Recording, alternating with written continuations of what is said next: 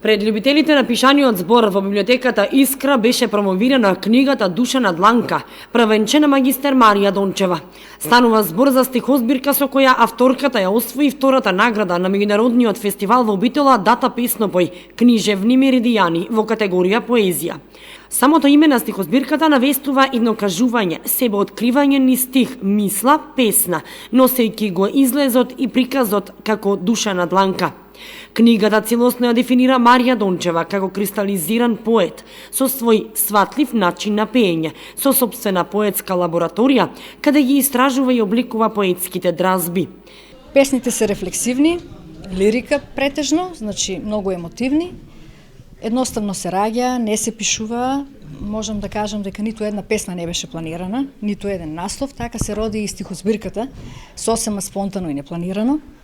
Едноставно спонтаноста е нешто што јас го живеам, па можеби затоа така се раѓаат и песните. Значи сосема спонтано, ништо силум, се милум, се од срце и душа. Кога треба, кога е созреано, тогаш ја гледа светлината. Има 4 циклуси, значи. Првиот циклус е, мислам дека беше спознание и духовен растеж. Да, себеспознание и растеж. Вториот циклус е малку по-негативен циклус, смрт, но секако и смртта е дел од животот. Штом се раѓаме, мора и да умреме. А третиот циклус, мислам дека беше љубовни лузни, значи овде е комбинирано и убави, и негативни, и позитивни песни. И на крајот мислам дека е Джган.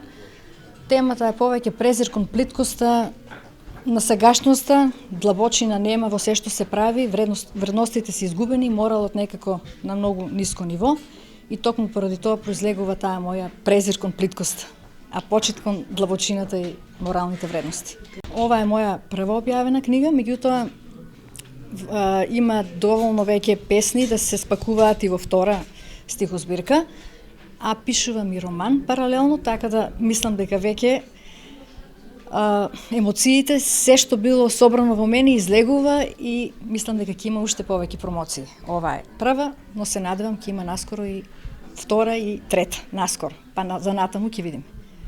Дончева слика и пишува со единствена цел – изразување на расположенија и чувства, иницирани од секојдневието, евоцирани од спомените и чувства кои се појавуваат како резултат на постојаното духовно созревање.